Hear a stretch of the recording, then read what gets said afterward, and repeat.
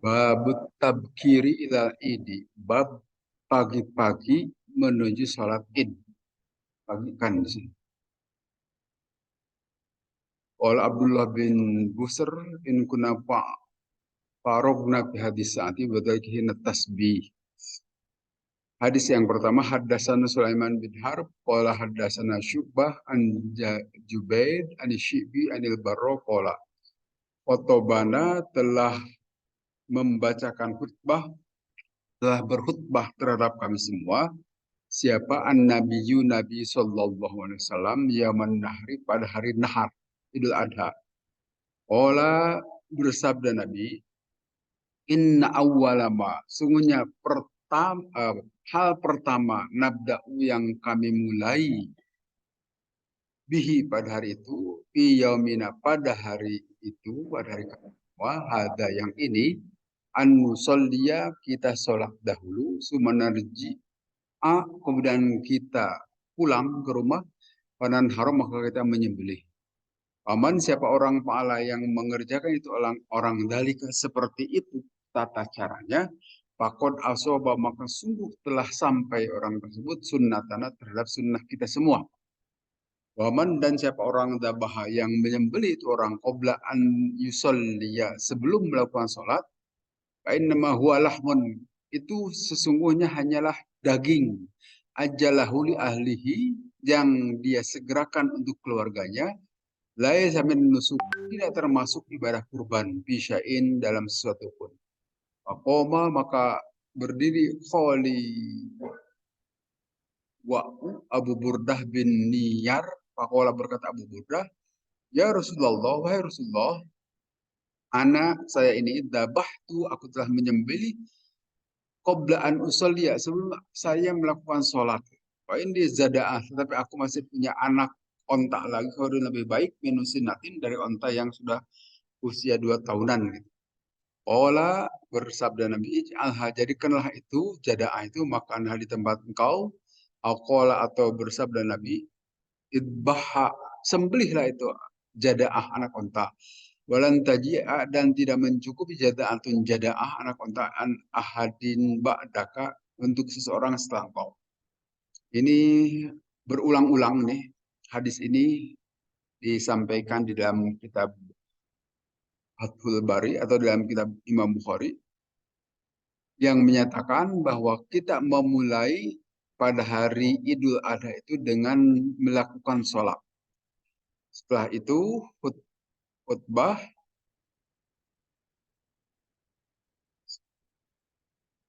kemudian kita melakukan penyembelihan. Siapa yang mengerjakan hal seperti itu, maka telah benar harus begitu. Harus mendahulukan sholat, kemudian khutbah. Berbeda dengan Jum'ah.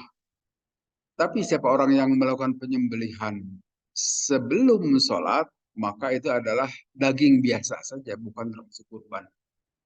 Ini berulang-ulang juga disampaikan di sini. Kemudian ada seorang sahabat, Rasul, saya tidak tahu, saya tadi sudah melakukan penyembelihan di rumah. Kan? Nah, itu adalah bukan kurban, kata Rasulullah. Tetapi saya masih punya jadaah, anak onta atau anak kambing, gitu, jadaah itu. Yang nanti akan aku sembelih dan itu lebih baik dari musinnah yang sudah munglakan. Biasanya kita melakukan dengan musinnah. Kata Nabi, ya bolehlah. Kalau engkau sudah kehabisan itu pakai jadaah pun. Tetapi jangan diberitahukan kepada orang lain. Gitu. Itu hanya untuk engkau saja. Artinya lebih baiknya pakai musinnah yang sudah munglakan gitu Pak. Kalau kurban itu sapi ataupun kambing atau domba. Kemudian di sini sebutkan kata Ibnu Battal ajma'al fuqaha'u ala annal ida la tusalli qabla tulu'i syamsi. Telah sepakat para ahli fikih bahwa sholat id itu tidak boleh dilakukan sholatnya sebelum terbit matahari. Jadi batas memulai sholat id itu setelah terbit matahari. Pada saat terbit matahari itu haram sholat, tidak boleh melakukan sholat apapun. Hati-hati kalau yang mau menentukan sholat itu pukul berapa, setengah 7 atau di jam yang lain, lihat terbit mataharinya jam berapa. Karena setiap Idul Fitri atau Idul Adha mesti berubah-ubah. Karena tidak tetap, kan kita tahu Idul Fitri Idul Adha itu berdasarkan penanggalan hijrah. Sedangkan hijrah itu selisihnya 11 hari dengan penanggalan Masehi dan berputar terus.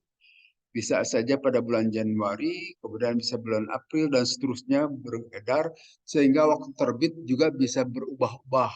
Oleh karena itu, jangan selalu di pukul tertentu, tetapi itu dekat dengan terbit matahari, tetapi jauhkan, supaya terbebas dari melakukan sholat pas terbit matahari. Apalagi ini menyangkut banyak orang, kan jamaah banyak. Jangan sampai batal pelaksanaan sholatnya gara-gara kecerobohan kita. Qoblatul syamsi tidak pernah atau tidak boleh menurut para ahli fikih melakukan sholat sebelum terbit matahari. Wala indatul iha, dan tidak juga pernah kami melakukan sholatnya pada saat matahari terbit. Itu waktu larangan sholat. Makanya hati-hati nih yang suka sholat apa itu? Pagi-pagi setelah pengajian langsung berdiri sholat. Itu waktu terbit tuh. Hati-hati jangan melakukan sholat para ibu. Ya. Saya pernah lihat beberapa. Itu tunggu dahulu sampai yakin terbitnya hari ini memang sekitar pukul 6. Setengah 7 sih sudah boleh sebetulnya. Boleh-boleh saja untuk melakukan sholat.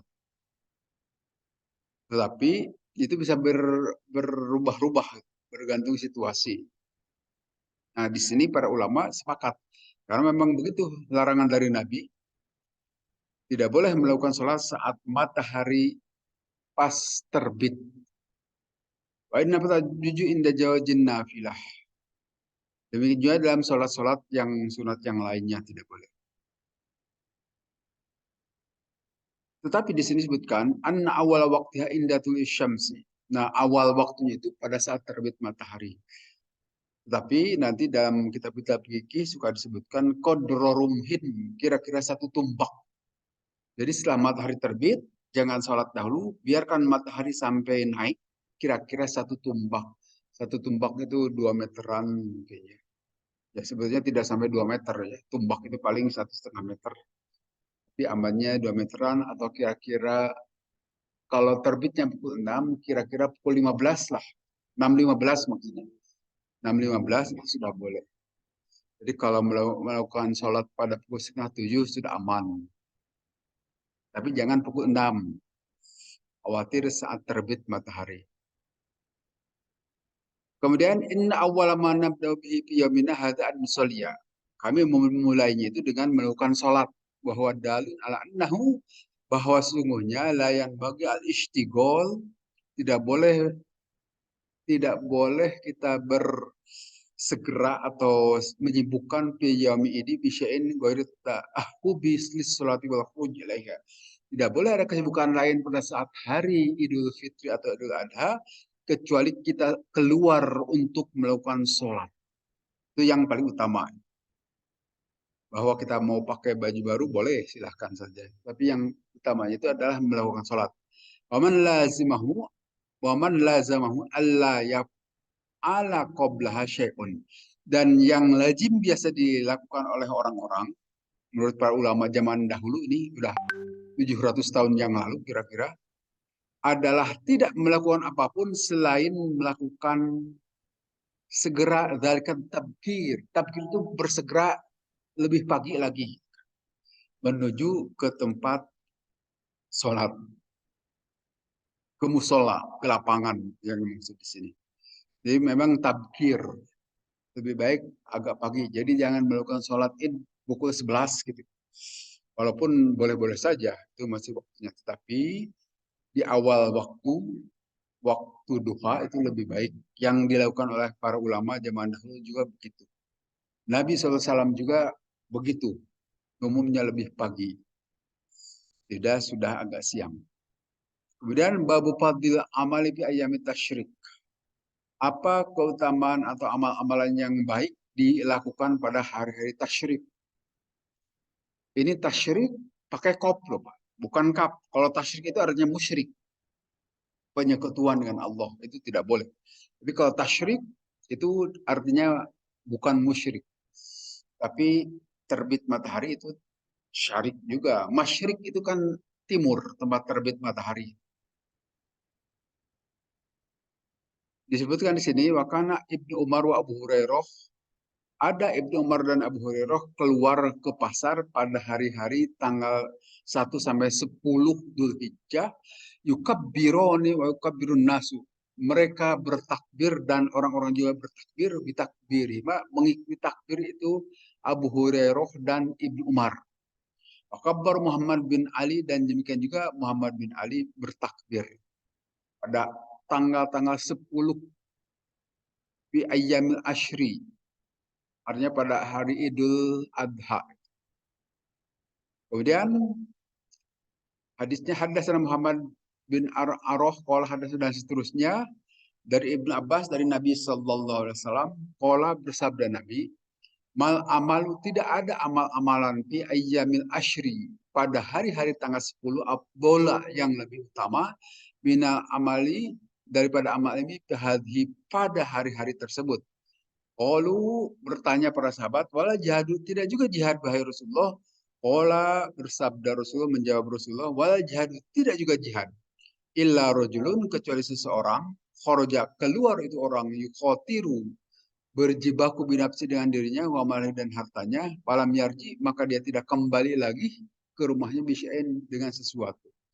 Jadi di sini Nabi Sallallahu Alaihi Wasallam memberikan contoh, bertakbirlah pada hari-hari tanggal bi ashril bi ayyamil ashri, pada hari-hari 10 pertama, tanggal 1 sampai 10 Dzulhijjah. Dan nanti pada tanggal 9 ada puasa Arafah. Tanggal 9 mulai kita takbir sampai tanggal 13. Itu pekerjaan yang utama. Apakah tidak lebih utama juga dari berjihad wahai Rasulullah? Tidak juga. Pengertian jihad di sini adalah bersungguh-sungguh melakukan sesuatu hal secara fisik. Kecuali orang yang berjihad dan dia tidak kembali karena syahid gitu, tidak kembali ke rumahnya karena mati syahid, itu lebih utama memang. Tapi kalau jihad dalam pengertian kita bisa kembali lagi ke rumah seperti biasa, itu tidak lebih utama. Lebih baik kita berzikir saja atau bertakbir, itu termasuk yang mulia. Kemudian di anna salatal ida, di anna salatal idi innama tusalla ba'da an tasyrikal syams. Nah, karena salat id itu memang harus dilakoni salatnya setelah terbit matahari. Tidak boleh dilakukan sebelum terbit matahari, seperti tadi disebutkan. Kemudian di sini disebutkan Imam Abu Hanifah menghukumi soal tasyrik, tasyrik fi hadza ila takbiri fi dubri solati. Pada hari-hari tasyrik itu, menurut Imam Abu Hanifah, harus membaca takbir. Ya, seperti yang sudah kita lakukan. Itu kita mulai bahkan sejak tanggal 9 subuh. Subuh tanggal 9 hari Arafah. Kita melakukan takbir. Apakah ada dalilnya? Nanti sebentar lagi kita lihat pendapat-pendapat para ulama dan apa yang dilakukan oleh para sahabat. Artinya kita melakukan takbir itu tidak sembarangan asal, tetapi ada dalilnya. Insya Allah. Nah, demikian menurut Imam Abu Hanifah, sebaiknya pidu beri sholat dalam setiap selesai sholat. Lakukan takbir itu. Dan kita sudah melakukannya. Walaupun hanya 3 atau 5 kali saja, tidak sampai sering kita melakukan takbir. Kemudian dasar dari Al-Quran itu seperti ini. Wa yadhkuru smallahi fi ayyamin ma'lumatin ala marzakum min mahaimatil an'am. Mereka berzikir, menyebut nama Allah dalam hari-hari tertentu. Nah, hari-hari tertentu itu yang dimaksud adalah hari yang 5 hari itu. Hari Arafah, hari Nahar, hari Tasyrik. Menyebut nama Allah dengan bertakbir terhadap apa yang telah Allah rezekikan dari bahimatul anam, dari ternak-ternak yang sudah diberikan. Bersyukur. Kemudian wahada la yumna'u tasmiyatu ayyamil asyri ma'lumatin. Dan bisa jadi pengertian ayyamum ma'lumat itu adalah 10 hari pertama bulan Dzulhijjah. Wala ayyamut tasyrik ma'dudah. Karena pengertian 10 hari pertama bulan Dzulhijjah itu ayyamul asyrul ma'lumat. 10 atau hari-hari yang 10 yang maklumat, yang diketahui. Tetapi hari tasyrik itu sebutannya makdudat, yang terhitung. Beda itu terjemahannya, pengertiannya. 10 hari bulan Dzulhijjah disebutnya maklumat. Maklumat ya seperti kalau di kita artinya maklumat itu pengumuman. Kan? Tapi di sini maksudnya yang diketahui peristiwa-peristiwa bersejarah. Seperti yang terjadi pada Nabi Ibrahim alaihissalam. Tapi kalau hari-hari tasyrik itu makdudat sebutannya di sini. Makdudat yang terhitung. Adat itu artinya hitung-hitungan. Balitasmiyatu ayyami tasyriki makdudat muttafaqun alaih. Sedangkan hari-hari tasyrik itu diberi nama makdudat.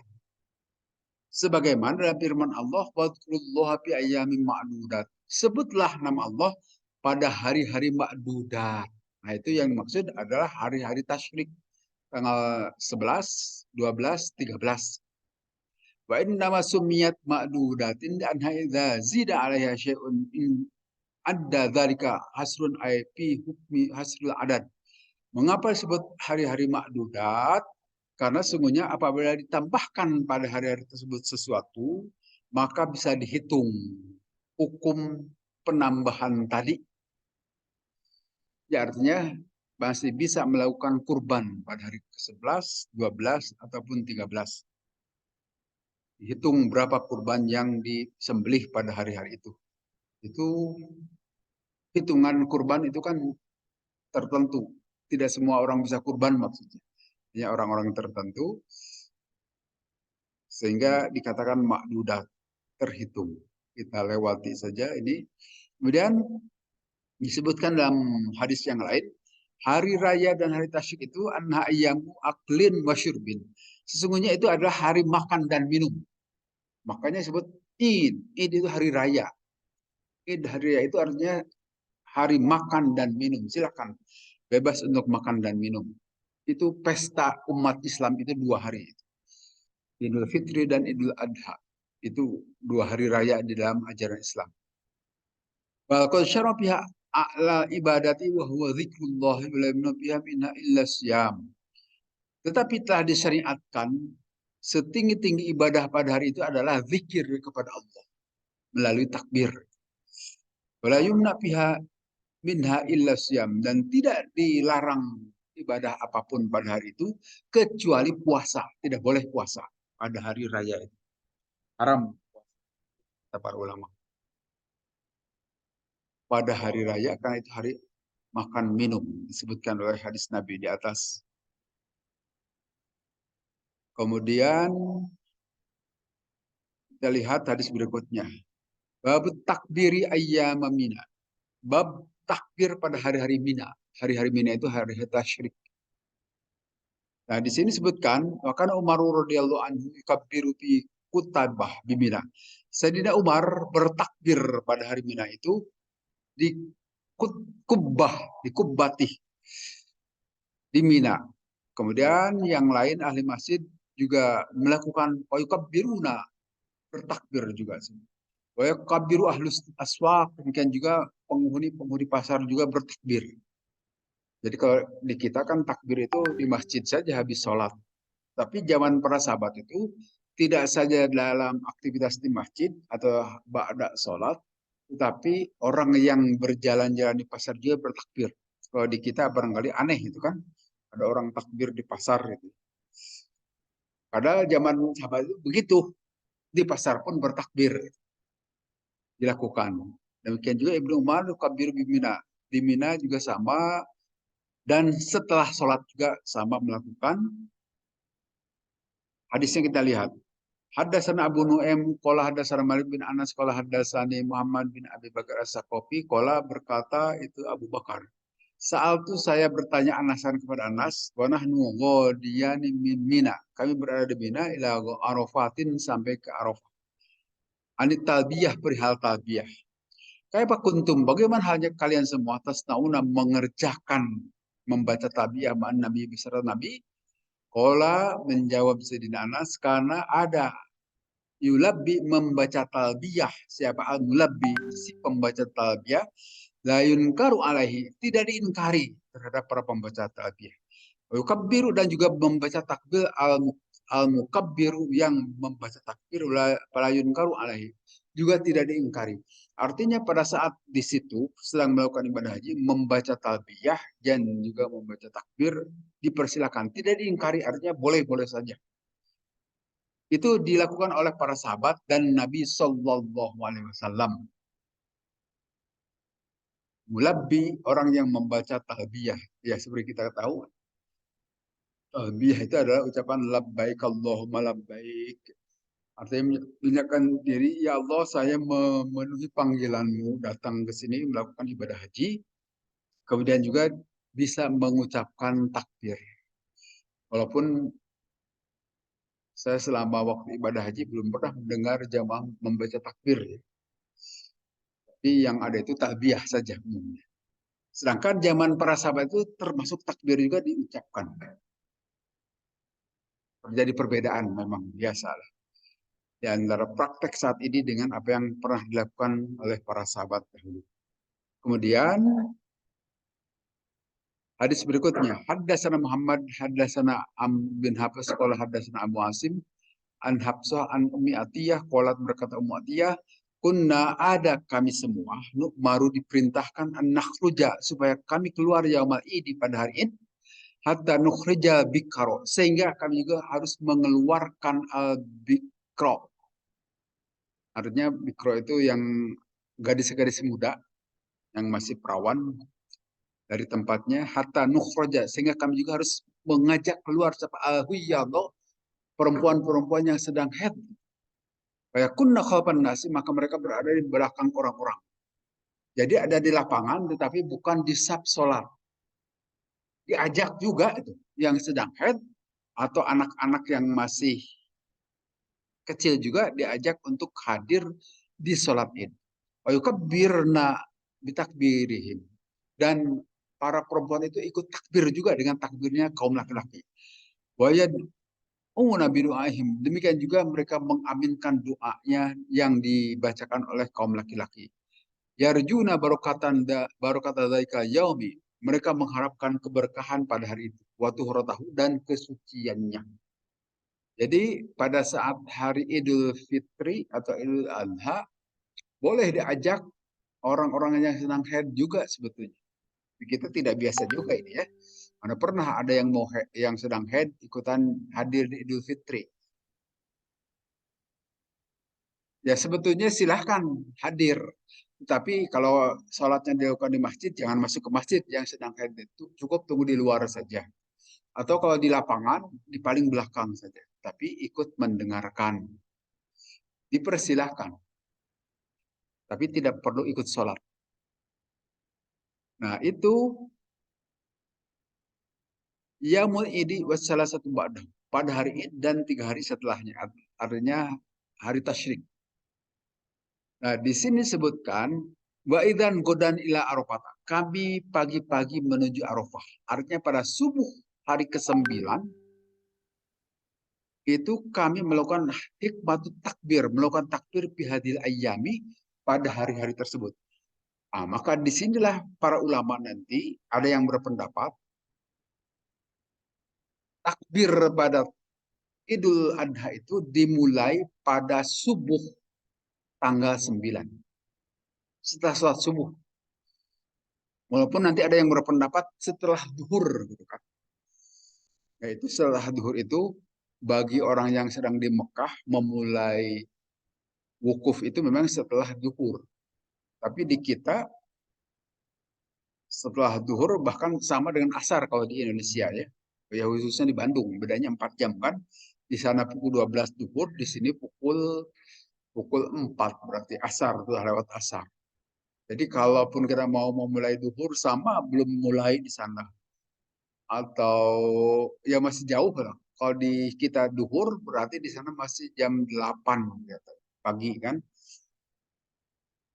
Jadi tidak mesti, sehingga dengan demikian apakah boleh, ini ada yang berpendapat juga para ulama nih, bahwa kalau Idul Fitri atau memulai puasa boleh berselisih beda waktu atau yang gitu, tidak masalah.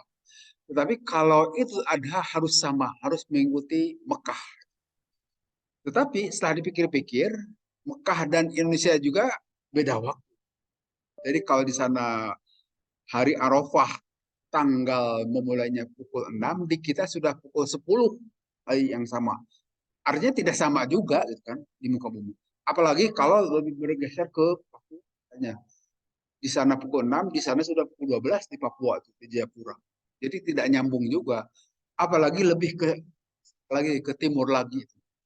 Di sana sudah masih ya sudah pukul 2 barangkali, di sana baru subuh, baru pukul 6. Jadi tidak nyambung itu hari-hari itu. Tetapi ada yang berpendapat seperti itu. Kelihatannya yang berpendapat seperti itu sebelum mengetahui kondisi dunia yang berbeda-beda waktunya. Jadi kalau setelah berbeda-beda, bahkan kita bisa berselisih 1 hari. Nah, seperti di sini sekarang ini hari Ahad kan? Hari Ahad tanggal 13 Agustus.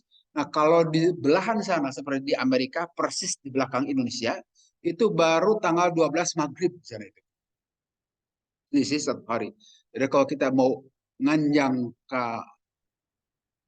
sebelumnya itu, ke kamari gitu kan, pergilah ke Amerika. Jadi kalau kita pergi dari sini hari Ahad, nyampainya hari Sabtu.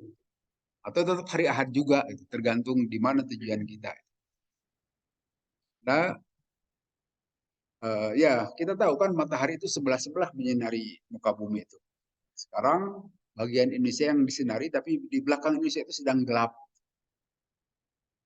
Yang nanti dibagi-bagi pakai garis bujur, garis lintang. Nah, di Lautan Pasifik itu perbedaan hari itu di sana, di Pasifik.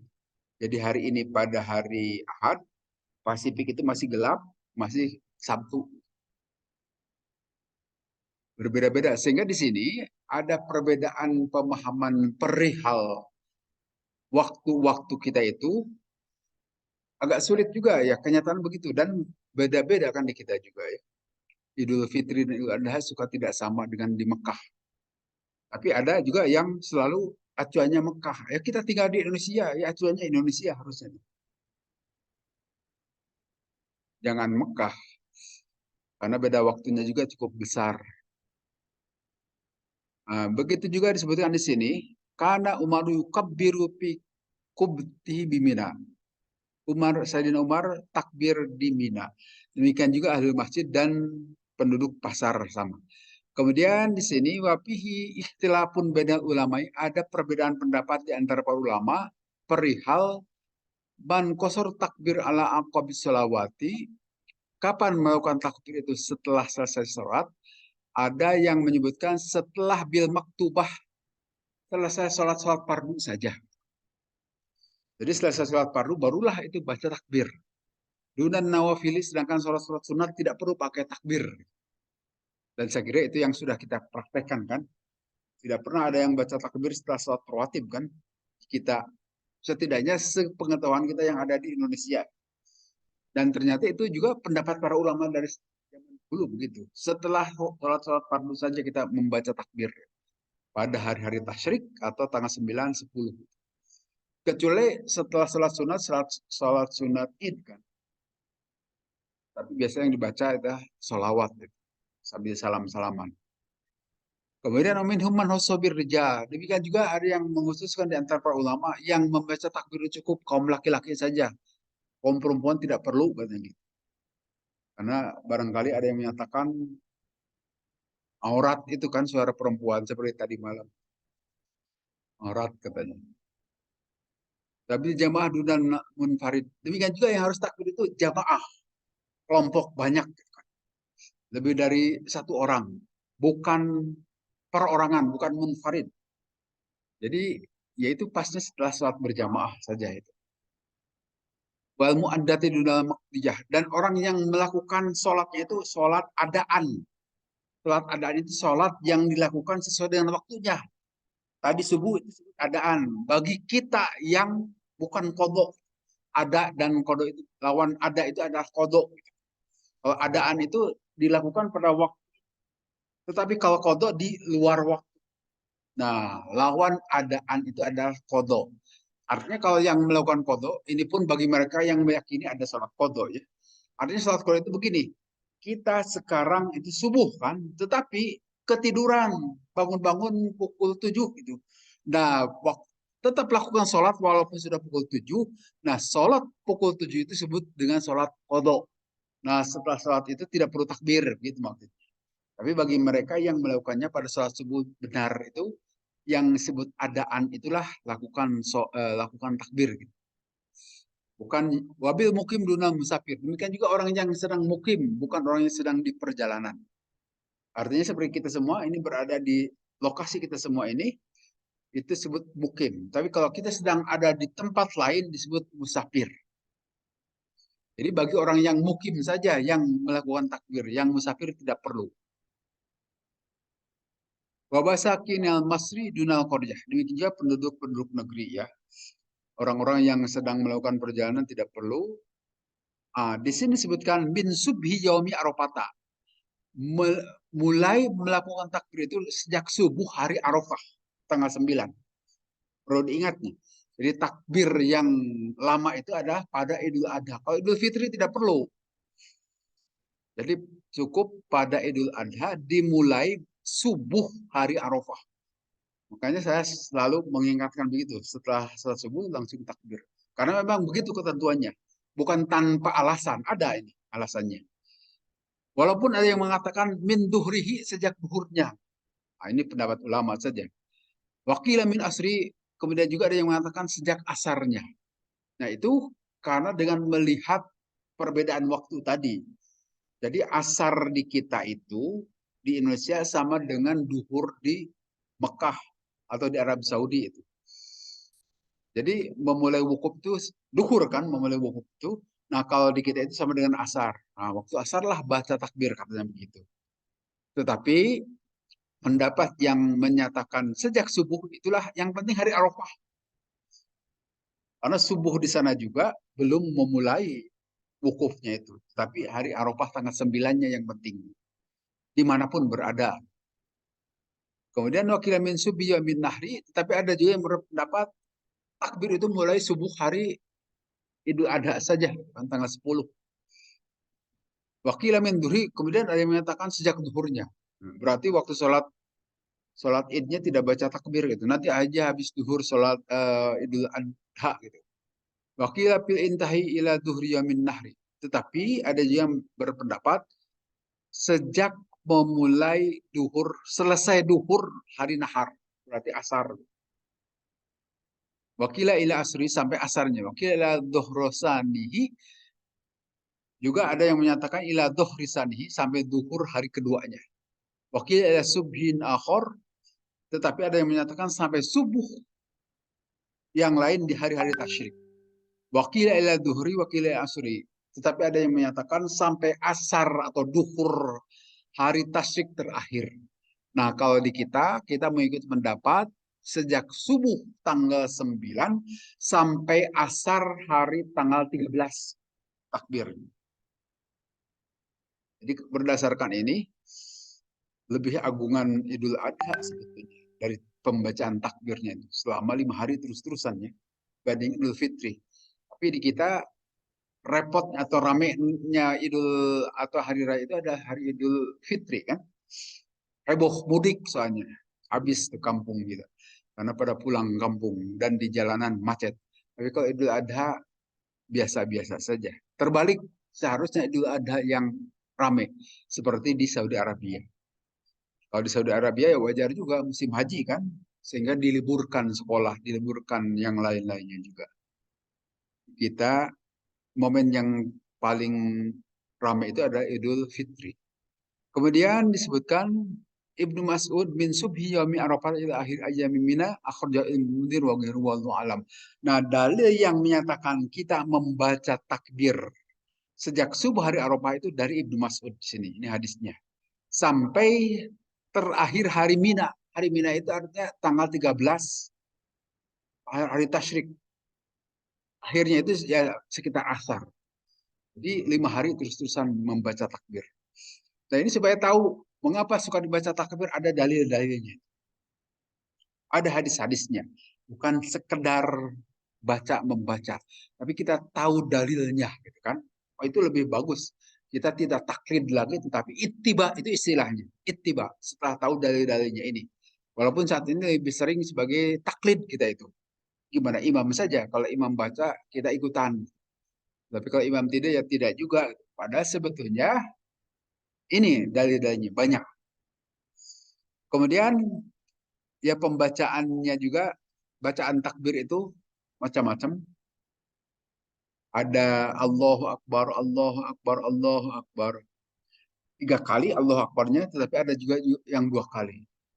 Ada bacaan La ilaha illallah, kemudian walillahil hamd. Itu ada dasar-dasarnya semuanya. Itu disebutkan oleh Imam Syafi'i, ditambah dengan walillahil hamd. Kemudian takbirnya 3 kali dan baca dengan La ilaha illallah wahdahu la syarikalah sampai akhirnya. Kan suka ada juga yang baca La ilaha illallah, Allahu akbar kabira walhamdulillah katsira wa subhanallah wa wasila dan seterusnya. Nah, itu juga ada periwayatannya dari para ulama. Sama seperti wiridan sholat itu, Pak. Yang kita kenalkan, yang paling banyak sering dibaca itu adalah bacaan Subhanallah 33 kali, Alhamdulillah 33 kali, kemudian Allahu Akbar 33 kali. Itu yang banyak hadisnya beredar, paling populer itu. Tetapi sebetulnya baca ayat kursi, baca Al-Fatihah dan sebagainya, juga ada dasar hadisnya. Walaupun tidak sering, tetapi di sini pernah dibacakan. Ada dalil-dalilnya. Jadi dirangkailah oleh para ulama seperti yang biasa kita baca habis subuh. Itu adalah ada dalil-dalilnya dari Nabi. Walaupun yang paling populer Subhanallah, Walhamdulillah, dan Allahu Akbar 33 kali. Tapi bacaan yang lainnya juga ada dalilnya. Kemudian para ulama merangkai. Dan memang ada tambahan dikit-dikit juga dari para ulama. Tidak persis dari Nabi. Tetapi semuanya berdasar, ada dasarnya. Dan demikian juga dibaca keras itu kan pernah kita baca, ada hadisnya. Para sahabat juga suka baca keras-keras. Sehingga dengan demikian harapkan kalau yang suka ikut wiridan itu agak keras bacanya, jangan ngabetem gitu. Ikutan bersuara.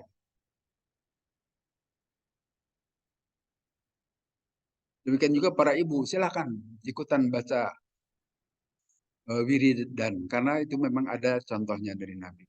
Kemudian berikutnya bab salat ila hirbah yaumil id. Bab salat menggunakan tongkat pada hari Id. Haddatsana Muhammad bin Bashar, qala haddatsana Abdul Wahab dan seterusnya dari Ibnu Umar. Annan nabiyya sungguhna Nabi sallallahu alaihi wasallam kanat ada Nabi itu rekazul harbah. Nabi itu bertalakan pada tongkatnya atau itiknya. Qudamahu yaumil fitri, di depan beliau ditancapkan gitu pada hari Idul Fitri dan hari Idul Adha. Sumi sholat kemudian Nabi sholat. Artinya kita tahu kan kalau sholat di lapangan itu sebaiknya pakai sutroh, pembatas, seperti di lapangan terbuka gitu. Dan ini Nabi SAW selalu beliau itu melakukan sholat Idul Fitri maupun Idul Adha itu di lapangan, bukan di masjid, di musola. Pengertian musola itu lapangan terbuka. Artinya belum ada garis-garis seperti ini di masjid kan. Nah, karena belum ada garis, maka ditandai batas sujudnya itu menggunakan tongkat. Atau kalau kita pakai sendal di depan batas sujud itu, letakkan sendal kita itu sebagai batas sehingga orang tidak boleh lewat ke depan tempat sujud kita. Nah, yang dilakukan Nabi itu seperti itu. Jadi kalau kita satu waktu mudah-mudahan Idul Fitri berikutnya bisa sholat lagi di lapangan. Karena sekarang dulu kan kita suka sholat Idul Fitri di lapangan, tapi sekarang di dalam masjid karena masjidnya baru. Nah, kalau sudah bosan di masjid baru, kembali ke lapangan gitu. Karena itu sunnah Nabi itu di lapangan, di luar untuk syiar. Nah, nanti ya kalau di lapangan kita, kalau lapangannya kecil sudah pakai garis-garis, itu juga sutroh, ya nggak apa-apa. Kalau mau meletakkan sendal di depan juga boleh, atau sudah ada pakai garis juga yang nggak cukup juga. Pakai sutra. Nah, yang dilakukan Nabi waktu beliau di musola itu, beliau sebagai imam meletakkan tongkatnya di depan beliau. Kemudian Haddasan Ibrahim bin Al-Mundhir, Qala, dan seterusnya dari Ibnu Umar juga. Qala, berkata Ibnu Umar, karena ada Nabi SAW yang pagi-pagi sekali dalam musola, ke lapangan. Wal anazah baina yadahi, sedangkan anazah, tongkat beliau itu berada di depan beliau, tuh malu, dibawa waktu sabut dan ditancapkan bil musola baina yadahi, ditancapkan di depan beliau. Yusalli ilaiha, dan Nabi sholat menghadap tongkatnya itu. Dipersilahkan, boleh-boleh saja. Sebagai sutroh, penghalang. Ya, kalau di masjid kan sudah ada garis-garis ini, jadi aman. Itulah sebagai sutroh kita. Kemudian, bab hurujin nisa wal huyad ilal musola. Bab keluarnya kaum perempuan dan perempuan-perempuan yang sedang haid ke musola. Mengulang yang tadi. Haddasan Abdullah bin Abdul Wahab, wal haddasan, dan seterusnya dari Ummu Atiyah. Walat, berkata Ummu Atiyah, umirna, diperintahkan kami semua, an nukhrija, supaya kami mengeluarkan awatiko kepada hamba-hamba saya yang baru dimerdekakan, gitu. Wadawatil khuduri, dan juga mereka yang ada di dalam kamar-kamar itu, kaum perempuan yang dipingit barangkali, sudah ikut hadir ke musola, ke lapangan. Jadi di sini disebutkan awatiko dawatil hudur wa ya'tazilna huyadul musola. Demikian juga yang sedang haid disuruh hadir di lapangan. Kapan itu? Yaumal idi, pada hari Id. Jadi boleh yang sedang haid juga hadir ke lapangan. Dan bahkan ya kalau ikut contoh ini ya diajak harusnya. Walaupun kita kadang-kadang tidak mau mengajaknya. Tapi boleh hadir. Demikian juga bab ini, bab khurujis sibyani ila musola. Bab keluarnya anak-anak ke musola. Anak-anak pun silahkan diajak hadir ke musola, ke lapangan tempat sholat. Haddatsana Amar bin Abbas, kalau haddatsana, dan seterusnya dari Ibnu Abbas. Kalau berkata Ibnu Abbas, itu aku keluar man Nabi beserta Nabi SAW yang fitrin, pada hari Idul Fitri atau Adha, atau pada hari Adha. Pasola, maka sholat Nabi, semua khutbah, kemudian khutbah Nabi. Semua ata, kemudian datang Nabi An-Nisa kepada kaum perempuan, fawadu'ahunna, maka memberi pelajaran Nabi kepada kaum perempuan, wadakarohunna, dan mengingatkan Nabi SAW kepada kaum perempuan, wa amarohunna, dan memerintahkan Nabi kepada kaum perempuan bisodakoti, dengan sodakoh. Nah, ini yang dilakukan Nabi setelah sholat Idul Fitri Adha, mendatangi kaum perempuan untuk mengajari supaya kaum perempuan mau berbuat baik, terutama di sini sodakoh.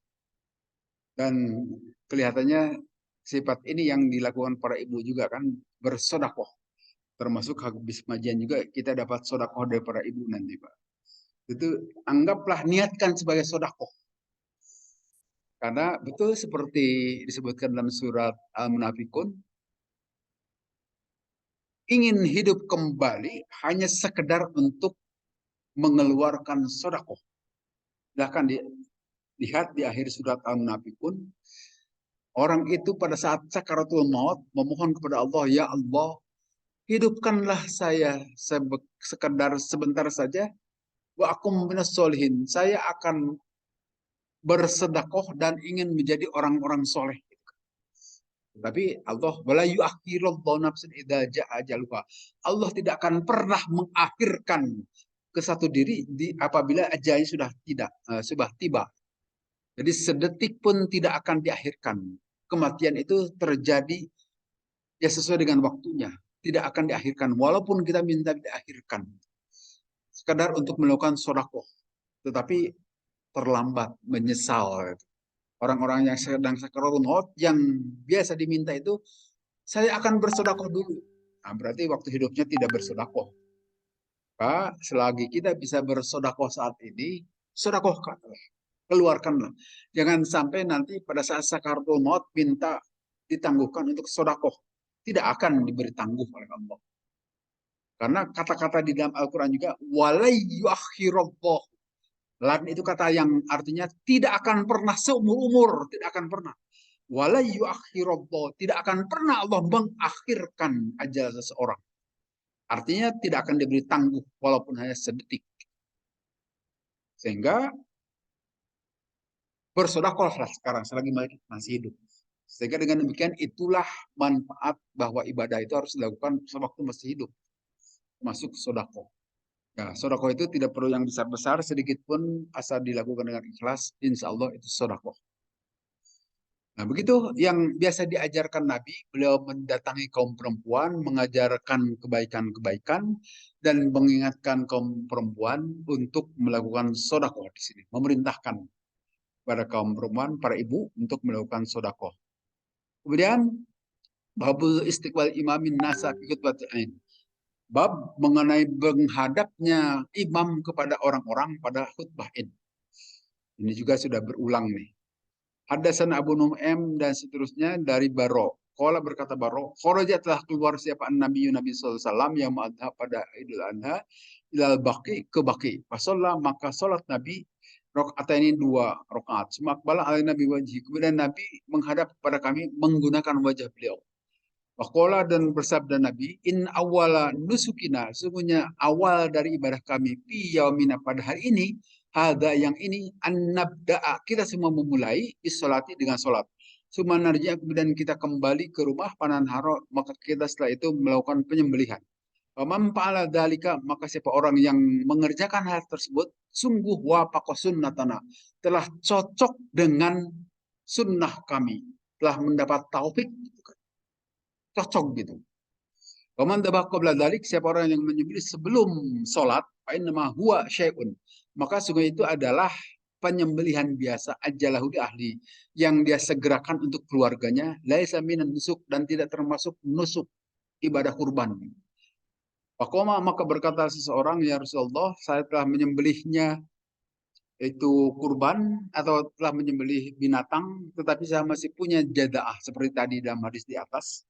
Silahkan saja sembelih dijadikan sebagai kurban. Kalau dilakukan setelah sholat, bagi yang belum atau dilakukan sebelum sholat, bukan kurban. Kemudian hadis terakhir, babul ilmi alladhi bil musalla. Bab mengetahui keadaan di musalla. Haddatsana Musaddad dan seterusnya dari Ibnu Abbas. Qala berkata Ibnu Abbas, sami itu saya mendengar Ibnu Abbas kepada Ibnu Abbas, Abdurrahman bin Abbas ini. Setelah mendengar kata Abdurrahman bin Abis, bukan Abbas tuh, Abis, kepada Ibnu Abbas. Kila dikatakanlah kepada Ibnu Abbas, Ashhadtal idaman Nabi, apakah engkau telah bersaksi beserta Nabi SAW? Ola berkata Ibnu Abbas, naam betul. Walaulah makani minas sigori, walaupun keadaan saya dalam keadaan kecil. Masyahiduhu, apa yang telah saya sampaikan, telah saya saksikan terhadap Nabi, hatta ata alama, sehingga saya mengetahui alladzi inna dari Kasir bin Sol, sampai tahu apa yang ada di rumah Kasir bin Sol. Fasollah maka sholat Nabi, semua khutbah, kemudian khutbah Nabi. Semua atan nisa, kemudian mendatangi Nabi kepada kaum perempuan, dan beserta Nabi itu ada Bilal. Nabi fawaduhunna, maka menasehati Nabi kepada kaum perempuan, wadzakarhunna, dan mengingatkan Nabi kepada kaum perempuan, wa amarohunna, dan memerintahkan Nabi kepada kaum perempuan bis sodakoti, untuk mengeluarkan sodakoh. Wa itu hunna, kemudian saya melihat kaum perempuan itu yahwina biaidihinna, mereka mengambil atau memasukkan barang-barang kalung atau anting dan sebagainya, pisau bibilalin di sorbannya Bilal. Mantolako, kemudian berjalan wa itu Nabi wa Bilalun, dan Bilal ya baiti kepada rumah Nabi SAW. Jadi apa yang kita lakukan di sini mengedarkan sorban itu dilakukan juga zaman Nabi, yang melakukannya adalah Bilal bin Robah saat itu untuk mengumpulkan sodako terutama dari kaum perempuan. Kalau sekarang tidak kaum perempuan saja kan, dari kaum laki-laki juga dipersilahkan saja kalau mau bersodako. Rupanya selesai sampai di sini untuk bahasan Ah, mangga mangga Bu.